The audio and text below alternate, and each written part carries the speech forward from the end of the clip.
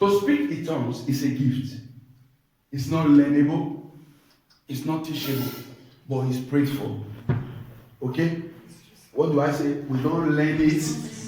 Okay, are you getting it? I will say, come on. Don't be saying anything. Say, talk on you. No, we don't learn it. Holy Spirit give us utterances. Are you getting what? You use your mouth to begin to say something. You are saying something, and the more you say it, the more you open your heart. Now, the highest form of prayer is when you pray in tongues. Now, I will tell you the reason. Now, a man of prayer, let me tell you, this man that is here, he had the flesh, which is his mouth. He had the mind, and he had the spirit. The last one is what? The spirit. Now, the mouth he used to talk. He talked. Before he get to the Holy Spirit, the mediator must receive what he says. Please follow me. Now, when he talk, the mind must reason whatever he says. The mind often doubts what his mouth says. Immediately the mind doubts it, the Holy Spirit, which is your spirit, that joy cannot receive it, then it cannot come to pass. So our mind is often the reason why our prayer is not answered. Because our mind is a place of reasoning. Our mind is a place of doubt. You know what I'm saying? Now, sometimes you yourself say something, you'll be reasoning, will it be possible? Then it's your mind that is reasoning the impossibility. It's your mind that is telling you that, this is too big. Praise the Lord. So the difference, when you speak in tongues, you bypass the reasoning of the mind. You go straight to your God. I thought someone would clap for Jesus. I want to make an example. Anytime you pray, you reason it. You know why? You know what you say. Yeah. I may not follow what I'm saying now. Yes, if I pray, I know what I say. I can recall of what I pray, but I can begin to reason it and meditate for a long time, maybe be 2 hours when I go for a particular decision or a thing. But anyone that speaks it, don't tell me if you can retain, if you can recall, if you can remember, or you can reason what to speak. It's impossible. I have tried it. It's a God now. I cannot figure it out what I say. Why? Because it's beyond the reasoning of my mind. It goes direct to God and God answer.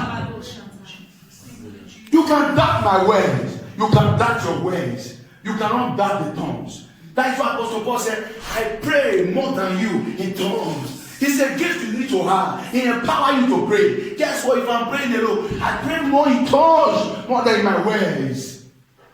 Praise the Lord. But we don't bring in, we bring understanding so that we can have a communication. But after a prayer point is raised, and you know how to speak in tongues, you yourself, this is not between you and God. That is the time to speak it. Not when I just come here, I begin to speak it on you people are here. No, that's not how to do it. Because it's not understandable. For we to bypass the doubt of the mind, we must often speak in tongues. That's why you cannot repeat the tongue you speak. Because you cannot repeat. You cannot even think, will God do it? Have you ever listened God will do your tongue? You don't even know it. He goes direct to him. But when you pray in understanding, the spirit, the mind has to reason before it takes you to God. So people that God hear their prayer in the word of understanding is the people that have ability not to doubt what their man says to their mind. Praise the Lord. There are people that are so confidential when they say it, they believe in their mind. Immediately, Holy Spirit makes it happen. Praise the Lord. One of the reasons also tongues are good. He edified to build our spirit man. Praise the Lord. In 1 John 14 verse 4, he said, the one who speaks in tongues build up himself, but the one who prophesies build up the church. So Jude verse 120, he said also, but you beloved, build up yourself in your most holy faith and speak in the Holy Ghost. One day I told my wife, I said, why do you not speak in tongues often? You are praying because the more you don't do it, the more you lose. I didn't say in the church. When you are praying on your own, when you have the gift. But if you don't have the gift, does not mean you are not a Christian. Because it's a gift. Please follow what I'm saying. You know, some people will say, does that mean? No, you can pray with the word. But if you are the type that have not received the gift, go and draw how not to doubt your word. Because God cannot hear what you doubt. The Bible says, whatever we do without faith is a sin. So God does not hear when the doubting Thomas hear what you are saying to him. Some of you can be praying here, yet your mind is far. If God will answer or not, you have an option to the prayer. And a true faith does not have an option. Praise the Lord. Hallelujah. Praying in tongues edify our spirit, man. Edify means charge your spirit. I remember when we are praying this way, when you begin to speak, it charges your spirit. It recalibrates your spirit. It makes you to vibrate. You are charged. And guess what? When you speak it, don't speak it up. True word will come in. These are the interpretation. Often we don't know.